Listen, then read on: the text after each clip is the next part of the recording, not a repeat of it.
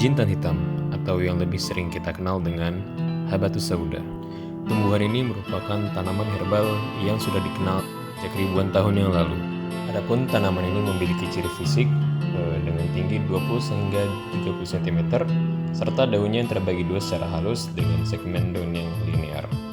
Panjang daun ini umumnya sekitar 2,5 sampai dengan 5 cm, serta tanaman ini memiliki bunga yang halus dan biasanya berwarna putih, kuning, merah, muda, biru muda, ataupun ungu muda. Bunga dari jintan hitam ini memiliki panjang antara 2 hingga 2,5 cm dengan 5 hingga 10 kelopak. Jintan hitam ini telah digunakan selama ribuan tahun sebagai obat dan rempah. Tanaman ini memiliki kemampuan antivirus, antifungi, antibakteri, antihipertensi, dan antiparasit. Jintan hitam juga mengandung saponin yang dapat menetralisir dan membersihkan racun dalam tubuh. Kandungan dari jintan hitam merupakan setrol yang berfungsi sebagai sintesis dan bioaktivitas hormon, termasuk dalam hal ini hormon reproduksi yang terkait erat dengan kehidupan manusia dalam sehari-hari. Di samping itu, jintan hitam juga mengandung omega 3, omega 6, dan omega 9 yang sangat berguna untuk meningkatkan daya ingat dan kecerdasan. Berdasarkan penuturan dari ahli imunologi dari Universitas Munich, Dr.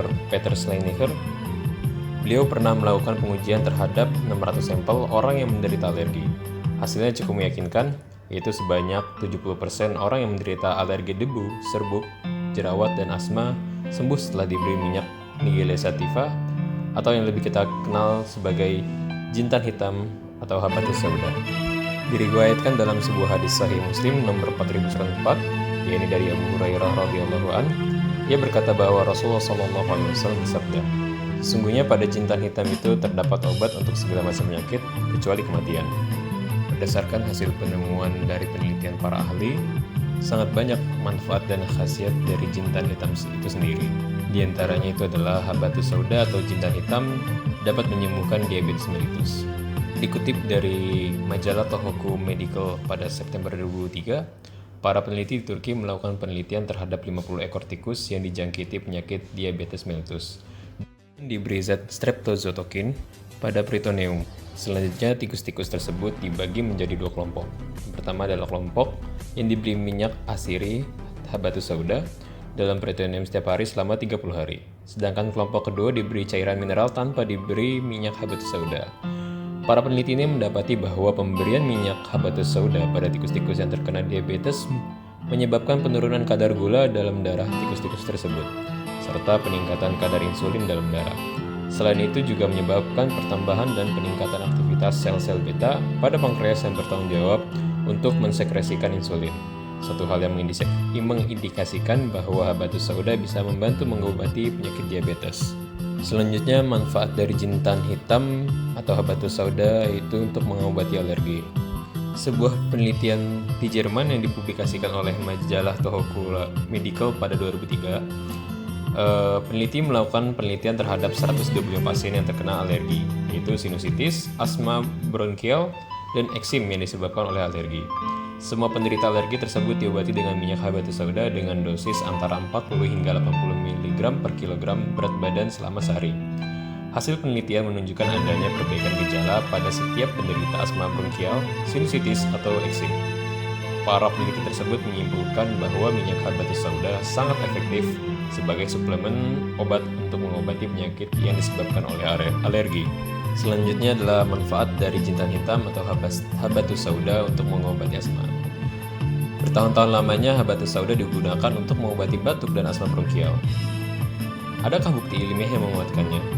Para peneliti dari Universitas King Saud, Riyadh telah melakukan penelitian tentang pengaruh timoquinone yang merupakan zat aktif utama pada minyak Habatus sauda terhadap Trachea guinea pig atau babi hutan. Nah, hasil penelitian mereka tersebut menunjukkan bahwa timoquinone berkhasiat melonggarkan otot trakea, yang artinya ia melonggarkan trakea dan bronkus, dan ini akan membantu pengobatan untuk penderita asma bronkial. Selanjutnya adalah Habatus sauda atau jintan hitam sebagai antioksidan. Dalam publikasi majalah Hivet Clinic Medical pada tahun 2003, peneliti mengadakan penelitian untuk mengetahui pengaruh habatus sauda dalam mencegah oksidasi pada tikus-tikus percobaan yang diberi zat karbon tetraklorid.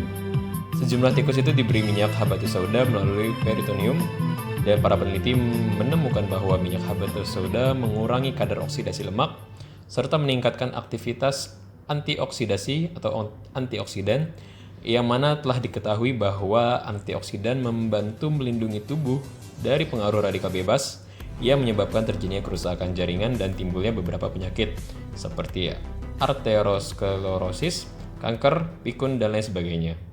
Sebuah penelitian lain yang dipublikasikan oleh majalah Drug Chem Toxical pada tahun 2003 menegaskan adanya pengaruh antioksidasi atau antioksidan dalam minyak habatus sauda. Lalu, manfaat jintan hitam atau habatus sauda dalam menurunkan kolesterol dan gula darah.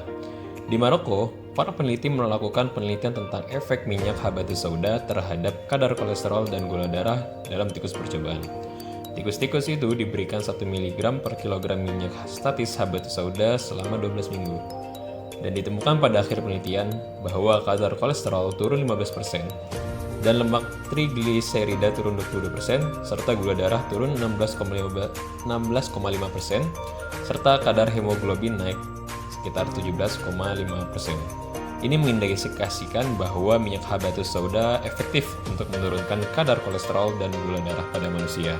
Nah, dengan berbagai macam kandungan-kandungan yang terdapat dalam habatus sauda, masih banyak manfaat dari jintan hitam atau habatus sauda itu sendiri. Namun, perlu diingat oleh kita bahwa walaupun terdapat obat yang dapat menyembuhkan berbagai macam penyakit, kita juga harus tetap menjaga kesehatan kita dengan cara berolahraga secara teratur dan mengonsumsi asupan makanan yang sehat serta pola istirahat yang teratur.